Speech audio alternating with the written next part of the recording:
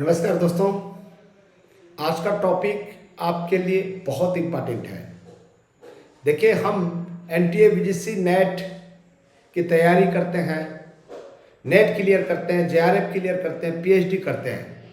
लेकिन जब हम पीएचडी करने की बारी आता है या पीएचडी करने के बाद में रिसर्च प्रपोजल बनाने की बात आता है, दोनों स्थिति में पीएचडी करने के पहले भी और पीएचडी के बाद कहीं पर हम रिसर्च प्रपोजल, रिसर्च प्रोजेक्ट के लिए हम जब रिसर्च प्रपोजल तैयार करते हैं उस समय हमें घबराहट होता है। याद रखिएगा, आप यूजी के स्टूडेंट हैं या पीजी के स्टूडेंट हैं, इससे कोई फर्क नहीं पड़ता, ठीक है। या आप कुछ भी नहीं पढ़े हैं फिर भी आप रिसर्चर बन सकते हैं। क्या आप रिसर्चर बनना चाहते हैं लेकिन समझ नहीं पा रहे हैं कि रिसर्च प्रपोजल कैसे लिखा जाता है?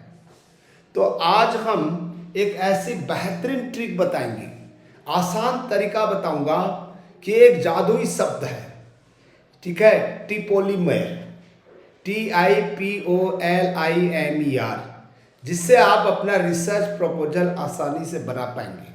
देखिए, किसी भी संस्थान में या एनजीओ में, चाहे गवर्नमेंट संस्था हो, चाहे प्राइवेट संस्था हो, या कोई भी रिसर्च प्रोजेक्ट दे रहा है या किसी विश्वविद्यालय में आप रिसर्च प्रपोजल दे रहे हैं पीएचडी करने के लिए, तो ये जो ट्रिप है इसको आपको समझना है। टिपोलीमर, टी से क्या होता है, आई से क्या होता है, पी से क्या होता है, ओ से क्या होता है, इतने ही चीजें लिखना पड़ता है। कितना स्टेप होगा देखिए जरा सा, 1 2 3 4 5 6 7 8 9, आपको 9 स्टेप चलना है, ठीक है। और इससे रिसर्च प्रपोजल आसानी से बना पाएंगे। ये कोई वेबसाइट नहीं है, ठीक है, ये हमारा एक ट्रिक है, पूरी दुनिया में इसी हिसाब से चलता है।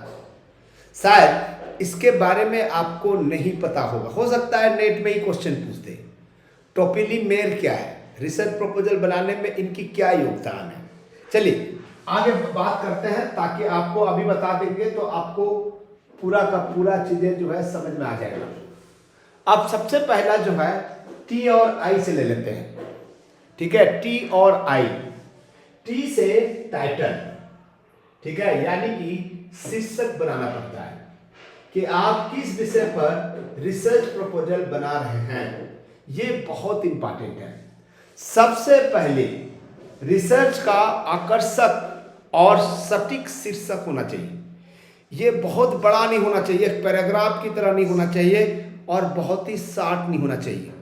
रिसर्च प्रपोजल ऐसा होना चाहिए एक बार पढ़ने के बाद पूरा का पूरा समझ में आ जाए। इसमें रिसर्च प्रॉब्लम्स भी होगा, इसमें वेरिएबल्स भी होंगे, वेरिएबल्स के बीच में रिलेशनशिप भी होगा, इसी में रिसर्च मेथड भी होगा, ठीक है। देखिए, रिसर्च करना है तो रिसर्च प्रॉब्लम का होना बहुत जरूरी है। प्रॉब्लम तो हमारे जो टाइटल में भी प्रॉब्लम दिखाई देगा। मैं आपको हिंदी में बता रहा हूं, यहां पर देखिएगा, मैं एक चीजें लिख दूं, इसमें भारत में या बिहार में या पूरे विश्व में एक शब्द जो है, देखिए इसमें छूटा हुआ है, तो हमको समझ में आ रहा है कि यदि भारत में लिख रहे हो, इसका मतलब है कि पूरे भारत पर रिसर्च करना चाहते हो, भारत की स्थिति परिस्थिति के ऊपर देखना चाहते हो। केवल बिहार लिखते हो, उत्तर प्रदेश लिखते हो, झारखंड लिखते हो, मतलब उस स्टेट तक आपका सीमित है। और ये जो प्रॉब्लम है पूरी दुनिया के लिए है, पूरी दुनिया के लिए। हमने इसलिए ज्योग्राफिकल एरिया को हमने जो है छोड़ दिया है। युवाओं में समझ आ रहा है बात? युवाओं का मतलब क्या है? सबसे पहली बात समझे, युवाओं में क्या आप 25 साल तक के युवा मानते हैं, 30 साल तक के युवा मानते हैं? तो हम 40 साल तक ले लेते हैं। युवाओं का मतलब होता है 18 वर्ष से कम, 18 वर्ष से 25 वर्ष, 25 वर्ष से 40 वर्ष, ये 3 कैटेगरी आप बना सकते हैं। युवाओं में बोल रहा है। 40 साल भी ज्यादा हो रहा है तो आप 30 साल तक ले लीजिए, यानी कि 18 साल से कम, 18 साल से 25 साल, 25 साल से 30 साल, ये 3 स्टेप हमारे पास में आ गया। यानी कि हमको जो डेटा मिलेगा, जिसके बारे में बात कर रहे हैं, जिनके साथ में प्रॉब्लम्स हो रहा है, वो युवा है, ठीक है, ठीक है। युवाओं में सोशल मीडिया सोशल मीडिया क्या है? व्हाट्सअप है, फेसबुक है, ट्विटर है, इंस्टाग्राम है, ये सब क्या है? ये सोशल मीडिया है, ठीक है, जिसमें हम मोबाइल में चलाते हैं, ठीक है, मोबाइल में चलाते हैं, रील्स देखते हैं, टिकटॉक देखते हैं। तो यहाँ पर क्या हो गया? युवा में सोशल मीडिया, दो चीज़ हमको समझ आ गई, युवा भी समझ में आ गया, सोशल मीडिया भी समझ में आ गया। हमारे पास में व्हाट्सअप, फेसबुक, ट्विटर, तीन को पकड़ लो, ठीक है, ये तीन, यूट्यूब चैनल भी पकड़ लो आप, यूट्यूब चैनल में भी बहुत सारे रील्स देखते हैं, फेसबुक में बहुत सारे रील्स देखते हैं, ट्विटर में भी बहुत सारे रील्स मिलता है, ठीक है, ये तीन चार चीजें हो गया। मीडिया की लत लग गई भाई, प्रॉब्लम है या नहीं? सोशल मीडिया की लत किनको लगी है? युवाओं को, और उसके मानसिक स्वास्थ्य पर प्रभाव, दोनों। कारण क्या है? कारण और प्रभाव हमको साफ साफ दिखाई दे रहा है। कारण इंडिपेंडेंट वेरिएबल है, और प्रभाव यानी कि इफेक्ट वो है डिपेंडेंट वेरिएबल है। क्या? मीडिया की लत लग गई है, मीडिया की लत, इससे क्या हो रहा है? उसके मानसिक स्वास्थ्य पर प्रभाव पड़ रहा है। लत कारण है और उसके प्रभाव यहां पर मानसिक स्वास्थ्य पर प्रभाव है, दो चीजें मिल गया। तो हमको क्या करना है? एक समाजशास्त्रीय अध्ययन करना है, समाजशास्त्रीय अध्ययन, ठीक है, एक विधि का अध्ययन करना है। समाजशास्त्रीय अध्ययन का मतलब आपको समझ में आ गया, रिसर्च मेथड भी मिल गया। प्रॉब्लम क्या है? प्रॉब्लम क्या है? ये सोशल मीडिया की लत लगना, इससे क्या हो रहा है? मानसिक स्वास्थ्य में प्रभाव पड़ रहा है। कौन से प्रभाव? नकारात्मक या सकारात्मक? नकारात्मक प्रभाव पड़ रहा है। तो यहां पर देखिए, हमने जो है टाइटल जो है इस तरह से बनाना है। अब मैं तो चाहता हूं कि आप इस टॉपिक पर ही पीएचडी कर लीजिए, ठीक है, केवल वहां पर लिखिए, यहां पर नीचे में आप लिख सकते हैं, नीचे में ऐसा लिख सकते हैं ब्रैकेट में, कहां के लिए? बिहार, बिहार के विशेष संदर्भ में, बिहार राज्य के विशेष संदर्भ में, बिहार राज्य के विशेष संदर्भ में। तो आप जो है छोटा हो जाएगा आपका, विशेष संदर्भ में, with special reference to state of Bihar. ऐसा आप छत्तीसगढ़ है, छत्तीसगढ़ लिख लीजिए, भारत है तो भारत लिख लीजिए, जो एनीवे। तो हमेशा ध्यान रखिएगा, रिसर्च प्रपोजल बनाने के लिए सबसे पहला काम है एक सटीक शीर्षक लिखना। यदि आपका प्रभावशाली है और वर्तमान प्रॉब्लम को इंगित कर रहा है, वर्तमान प्रॉब्लम है। अब इसके बाद में आते हैं दोस्तों, ये तो हमारा हो गया, ठीक है, शीर्षक बन गया। अब हमारे पास में है इंट्रोडक्शन, ठीक है, ये है इंट्रोडक्शन। मैं संक्षिप्त में बताने की कोशिश कर रहा हूं, लास्ट में एक प्रपोजल बना के दिखाऊंगा। यहां पर इंट्रोडक्शन क्या है? परिचय में आप बताएंगे कि यह समस्या क्यों महत्वपूर्ण है। इंट्रोडक्शन में क्या क्या चीजें बताना है? डेफिनेशन पार्ट को बताना है कि ये युवा कौन है, सोशल मीडिया में क्या क्या आता है, लत में क्या क्या चीजें होती है, सोशल मीडिया की लत लगना, ठीक है, उसके प्रभाव मानसिक स्वास्थ्य में कैसे प्रभाव पड़ रहा है।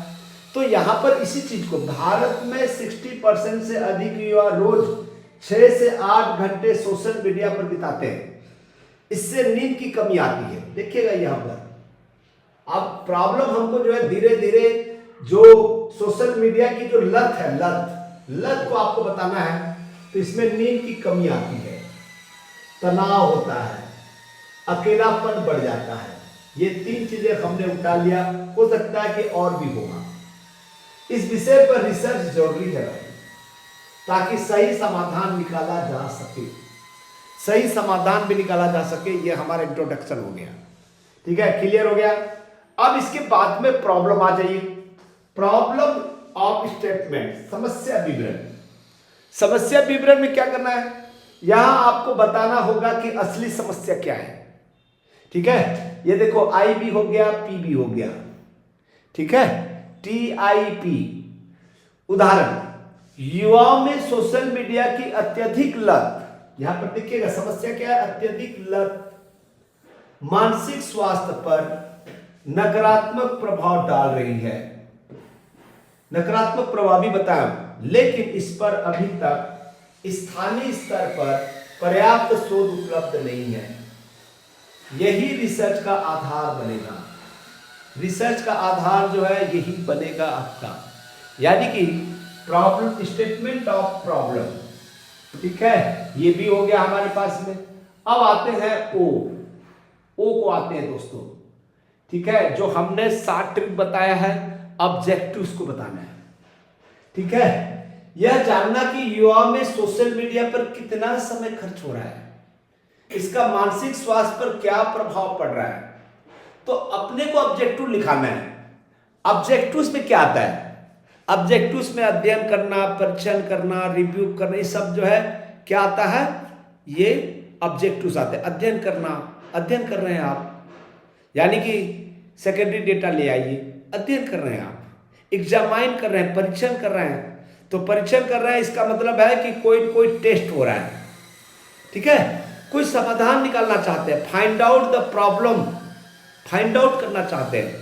ठीक है, तो ये जो है क्या प्रभाव पड़ता है, इसको समझाने के लिए मैं बाद में बताऊंगा। ऑब्जेक्टिव्स बहुत इंपॉर्टेंट है।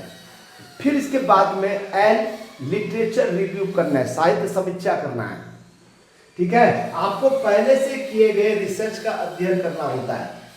आप शोध गंगा में जाइए, बहुत सारे लोग किए हुए हैं, रिसर्च जर्नल में जाइए, सर्च कीजिए क्या क्या रिसर्च हुआ है, उसके बारे में आपको करना है। ठीक है, लिटरेचर रिव्यू, एल से लिटरेचर रिव्यू करना है, साहित्य समीक्षा। जैसे उदाहरण के रूप में WHO की रिपोर्ट बताती है कि अत्यधिक स्क्रीन टाइम मानसिक स्वास्थ्य को प्रभावित करता है। अत्यधिक स्क्रीन टाइम, भारत में कुछ छोटे स्तर के सर्वे हुए हैं, लेकिन व्यापक अध्ययन की कमी है, यही आपके रिसर्च की जगह बनाता है। समझ आए? लिटरेचर करना है, लिटरेचर रिव्यू करना है आपको। फिर आई से इंपॉर्टेंस, सिग्निफिकेशंस क्या क्या है, यहां बताइए कि आप शोध क्यों जरूरी है। यह रिसर्च सरकार और शिक्षा संस्थानों को युवाओं के लिए मानसिक स्वास्थ्य नीतियां बनाने में मदद करेगी। यदि इस रिसर्च को करने के बाद में आप सरकार को देंगे तो सरकार तय करेगी कि अब युवाओं के मानसिक स्वास्थ्य पर क्या नीतियां बना सकते हैं। ठीक है, अभिभावकों को भी बच्चों को संतुलित जीवन शैली अपनाने में मार्गदर्शन मिलेगा। ये रिसर्च करने के ये फायदे होंगे, इसलिए इसका महत्व बढ़ गया है। अब आते हैं एम, जो हमने आपको बताया था उसके हिसाब से मेथडोलॉजी, यानी कि अब रिसर्च कैसे करेंगे, रिसर्च डिजाइन। ठीक है, आपको रिसर्च डिजाइन बनाना पड़ेगा। तो रिसर्च डिजाइन बनाने के लिए आपको जो है रिसर्च डिजाइन में सर्वे मेथड होगा। सर्वे मेथड हमने ले लिया, सैंपल साइज 240 छात्र ले लिया हमने, डाटा कलेक्शन, क्वेश्चनियर और इंटरव्यू, ये बताना पड़ता है। डाटा एनालिसिस, SPSS, एक्सेल द्वारा प्रतिशत और सहसंबंध कोरिलेशन निकालना, ये शायद आपको नहीं आता होगा। डाटा कलेक्शन करना, क्वेश्चनियर बनाना, इंटरव्यू करना, सर्वे मेथड क्या होता है, तो आप लोग कमेंट्स लिखेंगे तो मैं जरूर बता दूंगा, इन सब के बारे में मैं बता दूंगा। फिर ई से आता है एक्सपेक्टेड आउटकम, अपेक्षित परिणाम क्या आएगा। जब इस रिसर्च को करेंगे तो क्या मिलेगा, आपके रिसर्च से क्या परिणाम निकल सकते हैं, इसका अनुमान दीजिए। यह पता चलेगा कि औसतन छात्र सोशल मीडिया पर कितने घंटे बिताते हैं और इसका नींद, तनाव और पढ़ाई पर क्या असर होता है। यह हमारा आउटकम निकालना है। इस तरह से यदि आप रिसर्च करेंगे तो मैं 100% कह रहा हूं कि आपका रिसर्च प्रोजेक्ट बहुत काम का आएगा। फिर लास्ट में रेफरेंस, संदर्भ देना पड़ेगा। जिन पुस्तकों, आर्टिकल्स, रिपोर्ट्स, वेबसाइट को उपयोग किया है उन्हें रेफरेंस में लिखना न भूलें, यह आपके रिसर्च को प्रामाणिक बनाएगा, विश्वसनीय बनाएगा। तो जो हमने जो लिया हुआ था, कोड जो लिया हुआ था, उस कोड के हिसाब से इसी क्रम में आपको रिसर्च प्रपोजल बनाना है। समय का अभाव है तो मैं यहां पर जो है इंट्रोडक्शन देखिए, कम से कम 1 पेज, 2 पेज, 3 पेज में लिखना है। मैंने क्या लिखा देखिए, मैंने तो 60 में समझाने के लिए आपको बताया। आज के डिजिटल युग में सोशल मीडिया जीवन का अभिन्न हिस्सा बन चुका है। Facebook, Instagram, Twitter, WhatsApp, YouTube जैसे प्लेटफॉर्म युवाओं के दैनिक जीवन पर गहरा प्रभाव डालता है। मैंने शुरू से बता दिया, यहाँ ये प्लेटफॉर्म जानकारी साझा करने, नेटवर्क बनाने, आत्म अभिव्यक्ति के अवसर प्रदान करते हैं। वहीं दूसरी यह चिंता, अवसाद, नींद की कमी, सामाजिक अलगाव जैसे समस्याओं को भी जन्म देते हैं। विश्व स्वास्थ्य संगठन और विभिन्न राष्ट्रीय सर्वेक्षणों की रिपोर्ट दर्शाती है कि सोशल मीडिया के अत्यधिक प्रयोग से युवाओं के मानसिक स्वास्थ्य पर नकारात्मक प्रभाव पड़ रहा है। ये इंट्रोडक्शन के रूप में आपको समझाना है। जैसे भारत जैसे विकासशील देश में जहां युवाओं की आबादी सबसे अधिक है, यह विषय और भी महत्वपूर्ण हो जाता है। कोविड-19 महामारी के बाद से ऑनलाइन सक्रियता में और भी अधिक वृद्धि हुई है, जिसके चलते युवाओं में अकेलेपन, साइबर बुलिंग या FOMO, fear of missing out जैसे मानसिक चुनौतियों का स्तर बढ़ा है। यह अध्ययन सामाजिक समस्या के रूप में इसलिए भी प्रासंगिक है क्योंकि मानसिक स्वास्थ्य अब केवल व्यक्तिगत नहीं बल्कि सामाजिक कल्याण से जुड़ा मुद्दा बन गया है। एक स्वस्थ युवा ही राष्ट्र की प्रगति का आधार होता है। इस रिसर्च के माध्यम से सोशल मीडिया और मानसिक स्वास्थ्य के बीच संबंध को गहराई से समझा जाएगा ताकि नीति निर्माताओं, अभिभावकों और शिक्षकों को मार्गदर्शन मिल सके। इस तरह से आपको इंट्रोडक्शन बनाना पड़ेगा, ठीक है। फिर देखिए, यहाँ पर मैंने जो है प्रॉब्लम, समस्या का कथन कर दिया। सोशल मीडिया को अक्सर कनेक्टिविटी का माध्यम माना जाता है, लेकिन वास्तविकता यह है कि यह मानसिक तनाव, अकेलापन और अवसाद जैसी समस्या को भी बढ़ा रहा है। विशेषकर 18 से 25 वर्ष के आयु के छात्र छात्राएं इसका सबसे अधिक शिकार हो रहे हैं। इस शोध का मुख्य प्रश्न ये है, हमारा मुख्य प्रश्न क्या है प्रॉब्लम स्टेटमेंट में, क्या सोशल मीडिया का उपयोग युवाओं के मानसिक स्वास्थ्य पर सकारात्मक से अधिक नकारात्मक प्रभाव डाल रहा है? और यही आपका हाइपोथेसिस भी हो जाएगा। क्या सोशल मीडिया का उपयोग युवाओं के मानसिक स्वास्थ्य पर सकारात्मक से अधिक नकारात्मक प्रभाव डाल रहा है? कितना सकारात्मक प्रभाव डाल रहा है? कितने लोग अच्छे ढंग से इसके पढ़ाई में उपयोग करते हैं?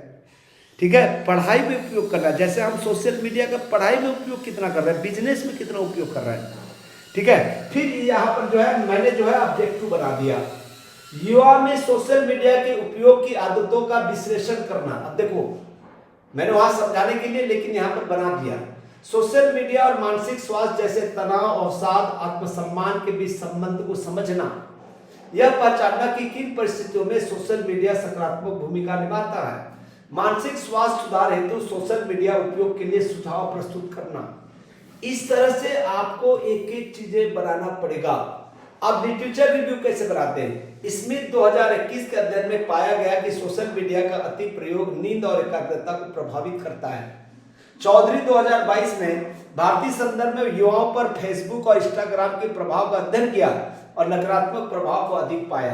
WHO की रिपोर्ट में डिजिटल स्ट्रेस को मानसिक स्वास्थ्य संकट के नए कारकों में शामिल किया गया। इन पूर्व अध्ययनों से स्पष्ट है कि यह विषय शोध योग्य और सामाजिक दृष्टि से प्रासंगिक है।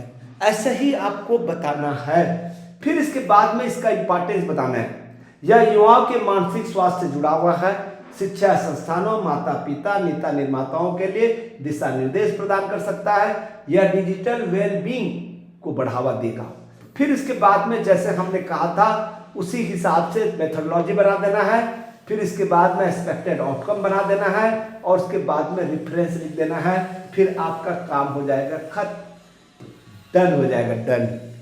तो ऐसे ही रिसर्च प्रपोजल बनाना है, चाहे पीएचडी के लिए हो चाहे रिसर्च प्रोजेक्ट के लिए हो। इतना जब बना देंगे, रिसर्च प्रोजेक्ट के लिए केवल आपका कितना पैसा चाहिए वही पार्ट बचा है, क्या क्या खर्च आएगा वही बस बचा है। इसके अलावा पूरा का पूरा मैटर इस तरह से लिखोगे तो आपका रिसर्च प्रपोजल पास हो जाएगा। मैं आपको बता रहा हूं, बहुत सारे स्टूडेंट को मैं रिसर्च प्रपोजल बताया हूं, आज तक वो टॉपिक जो मैं टॉपिक दिया हूं वो कभी भी फेल नहीं खाया है। और ऐसा कभी भी एक्सपर्ट ने नहीं कहा है कि आपका रिसर्च प्रपोजल ठीक नहीं है।